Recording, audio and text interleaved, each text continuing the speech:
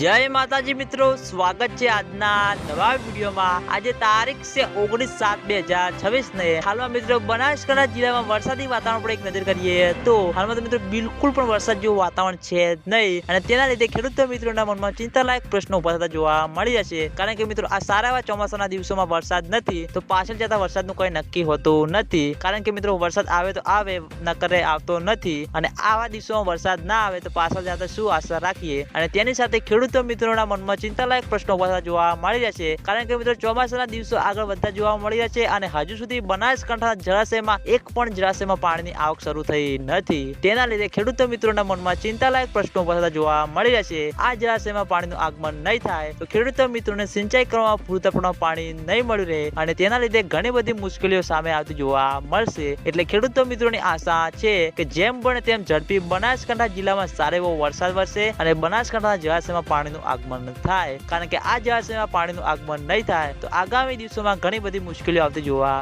મળશે અને વરસાદનો નવો રાઉન્ડ આવી જશે। એટલે ગુજરાતમાં થોડો વરસાદ છે મિત્રો, એટલે ખેડૂતો મિત્રોની આશા છે કે બનાસકાંઠા જિલ્લામાં સારો એવો વરસાદ વરસે। અને આજના વિડીયોમાં આટલું હતું। તમે બધા અમારી ચેનલ ઉપર નવા હોય તો વિડીયોને લાઈક કરી દેજો, કોમેન્ટ કરી દેજો અને ચેનલને સબસ્ક્રાઇબ પણ કરી દેજો। તો મિત્રો જય માતાજી।